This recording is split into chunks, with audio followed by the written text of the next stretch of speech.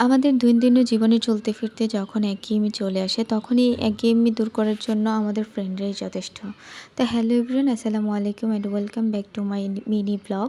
তো আমাদের ফ্রেন্ডরা মিলে একসাথে প্ল্যান হলো যে আজকে দুপুরে লাঞ্চটা হচ্ছে আমরা খালপাড়ে করব। তো যে কথা সেই কাজ, আবার এটাও প্ল্যান হয়েছিল যে আমরা দুপুরে যে যার বাসা থেকে যে যেরকম আইটেম পারবে রান্না করে নিয়ে আসবে। তো আমিও একটা আইটেম নিয়ে এসেছিলাম, এইভাবে আমাদের প্রত্যেকটা ফ্রেন্ডই নিয়ে আসছিল।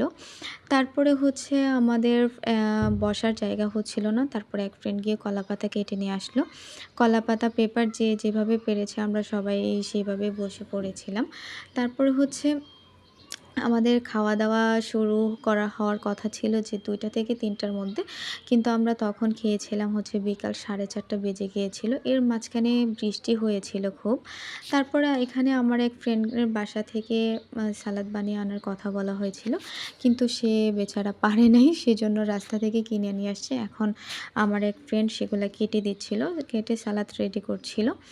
তারপরে হচ্ছে আমি এখানে বসে নখ কাটছিলাম। কি করব? পেটে প্রচণ্ড ক্ষুধাও ছিল। আবার এখানে সবাই মিলে দুষ্টামি করছিল। অনেক গল্প আড্ডা হচ্ছিল।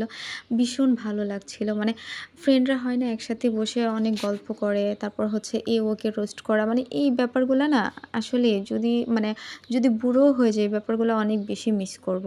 তারপর হচ্ছে এখানে আঙ্কেল তার মেয়েকে ছবি তুলে দিচ্ছিল। আমাদের খাওয়া-দাওয়া শেষে আমরা একটু ঘোরাঘুরি করে ছবি তুলছিলাম। তারপর বিকাল গড়িয়ে সন্ধ্যা চলে আসলো। তারপর যে যার বাসায় চলে গেলাম। তো আজকে এতটুকুই। ভিডিওটি ভালো লাগলে একটা লাইক, শেয়ার এবং একটা সাবস্ক্রাইব করে দিবেন। ভালো থাকবেন। আল্লাহ হাফেজ।